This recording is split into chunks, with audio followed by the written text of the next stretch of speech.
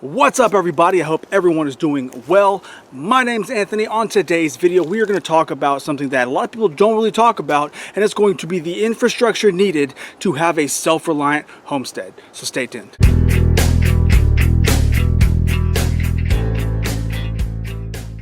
That's right, today we're going to be talking all about infrastructure, but I'm going to be putting a heavy emphasis on outbuildings, mainly because I'm a humongous student of history, and knowing how people have settled in my area especially, but all over the United States, have always seemed to have had a certain amount of outbuildings. I want to go ahead and at least highlight them to get your wheels spinning so you can understand some of the things you will probably need and some things that will be nice to have if you are ever trying to be truly self-reliant or live a homesteading lifestyle. Before we jump into it, I want to make sure I mention one thing so we're all on the same page.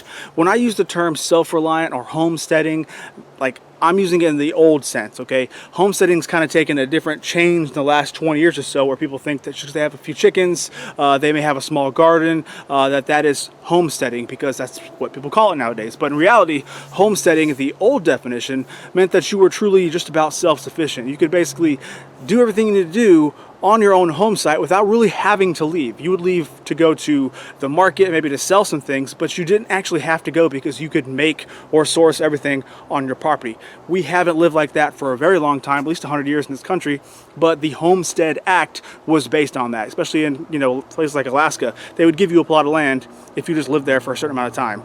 That's what I mean by homesteading. So when I use the term homesteading, I don't necessarily mean the new definition. I'm more or less referring to the old way. Again, for all intents and purposes, I'm going to be splitting this up into two sections. One's going to be must-haves, and the next one's going to be things that would be nice to have. Okay, first thing on the must-have, you absolutely have to have a main house or shelter, because you got to find somewhere to get out of the elements. You got to find somewhere to keep warm. And you got to find somewhere to be able to sleep. So a main house is paramount here. It's self-explanatory. I'm not going to go hardcore into it. All right, so number 2 and 3 are going to be assuming that you have a modern day house. They're going to be most likely included in the house. But in the days of old, maybe 100 years ago and earlier, they were not a part of the main house. And that's why I mentioned these as number 2 and number 3, because if you happen to be going somewhere to start over, a lot of places still do this in, say, Alaska and other wild places, you're going to need to have these two as separate buildings. And this number 2 is going to be the outhouse, somewhere to obviously go to the bathroom, okay?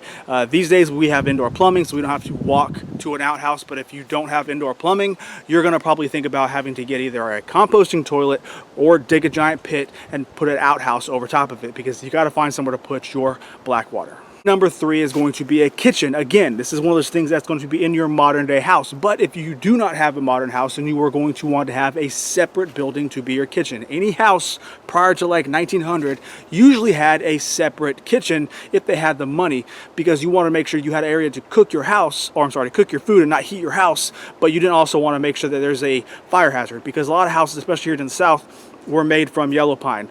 Yellow pine is very rot resistant because it's full of sap, full of resin, and bugs don't like eating it, so you don't have to worry about a termite problem. But the problem with having those high resinous woods is they are extremely flammable. So if you put build a fire and something jumps out, a coal jumps out, you might lose your house. So in order to avoid that, they built kitchens away from the house. So having a place to cook your food away from the house, so you don't have to worry about losing your main domicile, was paramount here. So number 4 is going to be a designated growing space, like a fenced-in garden. Now, I want to emphasize the fenced in part, because I live in an area that's got a very high population of things like deer and rabbit. So if I'm like inside sleeping at 3 o'clock in the morning, I'm not trying to lose all my stuff to a deer that gets hungry. That's why the fence is as high as it is. And rabbits, if you've ever had rabbits go into your garden, you know how much of a pain they can be, especially if you're growing things like greens. They can absolutely decimate a garden very quickly. So having a fenced in designated area is only going to be better for you, because you don't have to worry about staying up all night watching your stuff. Number 5 is going to be a smokehouse. I know some of y'all are thinking,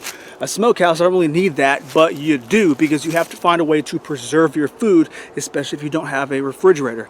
Back in the day, especially if you're raising livestock, a lot of times what they would do is they would butcher the animals in the fall or winter time, so they didn't have to feed them over the winter time, and they would do one giant smoke fest in the smokehouse. So you would be able to kill or butcher your 300-pound hog. You would be able to take out probably 100 pounds of it in fat and, bones and whatnot and organs. But the rest of it is going to be meat that you have to preserve somehow. And a lot of times what they did down here in the South especially was they smoked it. So they would just hang everything from a rafter, build a smoke pit or build a fire in the center, and then smoke out the entire house. Now, I've seen smokehouses that are ginormous if I go to the museum, but you can also have one of the smaller ones that looks like almost an outhouse.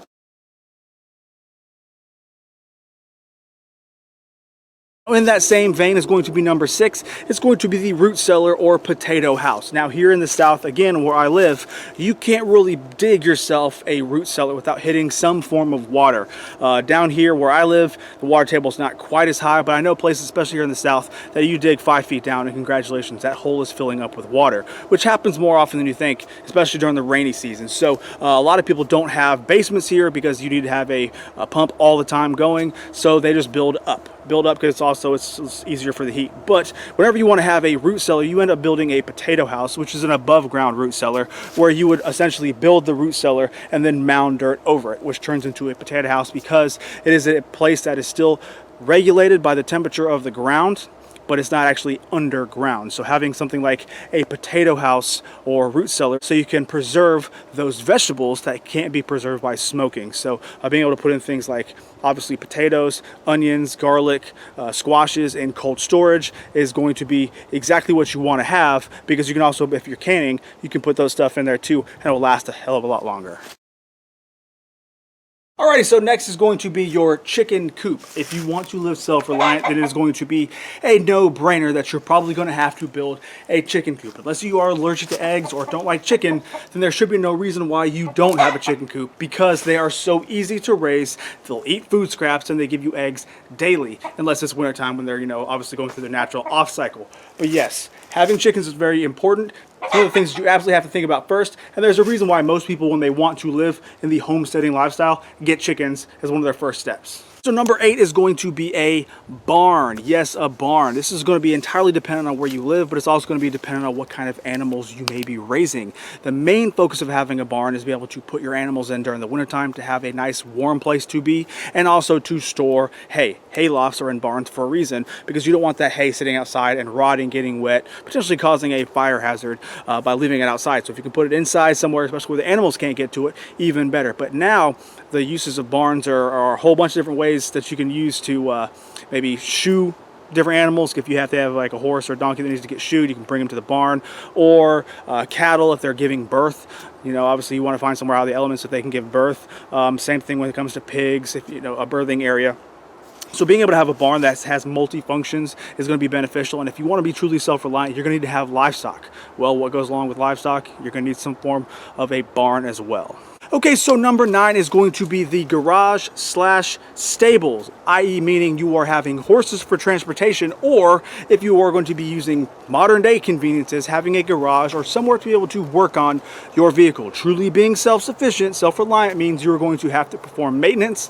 Not to mention, if you are going to be growing your own food on any kind of scale, you are probably going to have a tractor. And when you have a tractor, you're going to want to put it somewhere out of the elements. So having a stable, garage, whatever, being able to work on your transportation equipment or food making equipment is going to be what you need. So having either one of those, sometimes even both, is going to be awesome. Alright, so next is going to be your pump house, well house, cistern, whatever, area for where you can get your water, okay? This is obviously my fake rock. This is where it covers my well. If you do not live in a city and you're not getting water piped into your house from a city, you're going to need to find somewhere to get water. If you live rural like me, you probably have a well. If not, you might have a rainwater collection system that has maybe a cistern or a giant tank that you might use. But you're still going to have to find somewhere to put that stuff and the pump and necessary equipment. So having a house or an area that you can designate specifically for that is key. Last on my list is going to be a firewood shed, or at least a place you can put your firewood so it doesn't get wet.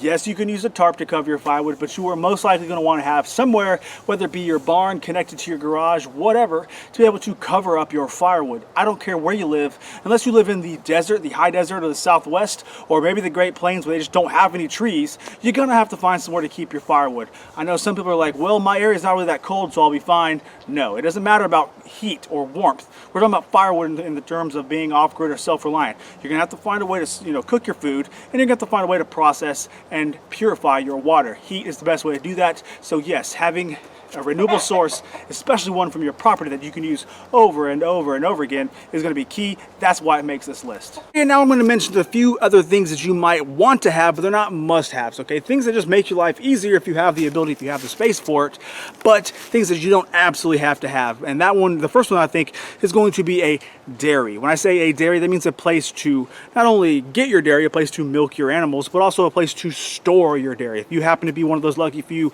that are going to have milk goats and milk cow without refrigeration, you got to find somewhere to keep it cool enough to where it lasts more than a day, or at least a place to age your cheese. So in most modern homesteads, I'm sorry, modern, but most traditional homesteads here, they had what, like a little, almost like a little building like this wide with a nook that you could just slide your stuff in, and they would fill little pails of water underneath. And as that water evaporated, it would keep it cool, and they would also have vents that go from the bottom out the top to keep airflow, so it can keep it cooler than the surrounding area. Now, if it's the middle of summertime, I don't care what you put in there, it's going to probably go bad pretty quick. But if you have it in the fall or the springtime, there's a really good chance that you are going to be able to keep dairy for longer than a few days if you keep it in the specific dairy.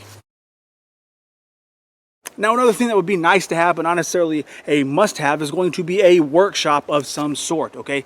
You're going to have to find a way or a place to have something to where you can make something that's valuable to something else. The whole purpose of this is to be able to make the currency or money of the time. So if we're still living in present day, you're going to want to find something that you can do that you can sell or trade so you can get something else that you might need. So if you have the ability, like I do, where you have a whole bunch of trees, having a wood shop to where you can turn raw lumber into something like furniture or something that somebody needs, that's going to be good for you because you can basically print your own money by being able to manufacture and make things. So having a workshop of some sort, whether it be wood or metal, or maybe even rock, if you happen to be like one of those artisans that can actually, you know, build things out of rock, being able like a mason or something, then so be it. But having your own workshop, especially on your property, is going to be awesome because you can just walk out your backyard and boom, you're in your workshop. Lastly, if you want to have electricity, some form of power, if you are in a self-reliant homestead, especially if you are living currently off-grid, you have to find somewhere to house your batteries, okay? Whether you're on solar, wind, maybe even a generator, there's got to be somewhere outside of your main house that you have your batteries. If you have a battery storage for your solar, for your wind, awesome.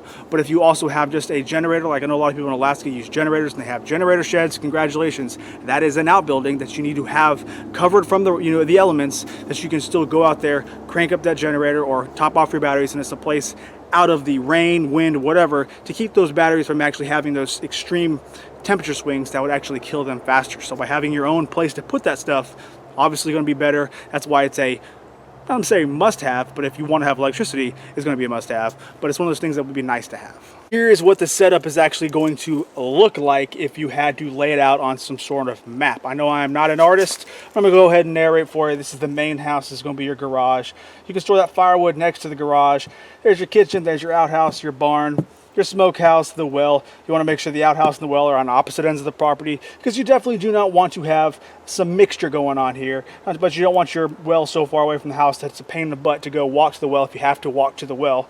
And you're going to have your root cellar, your coop, and your garden. Obviously, having your garden away from the animals, if you can, is going to be the best. And if you have chickens here next to the thing, you can always use their fertilizer and walk it straight over. So that is the generalized look of what I'm thinking about, what I'm going for when I mention outbuildings in this scenario. All right, so I think I've naturally hit a stopping point, so I'm going to go ahead and wrap up the video here. The whole purpose of this, the main reason, is because I want you to think about how people have done it before in the past, okay?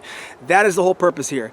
When the Homestead Act was enacted, that basically meant people were moving to a location and they were going to build a life for themselves where they really didn't have to leave because they were self-sufficient. In today's modern age, you will never ever be self-sufficient 100%. You won't, okay? It's just a matter of fact.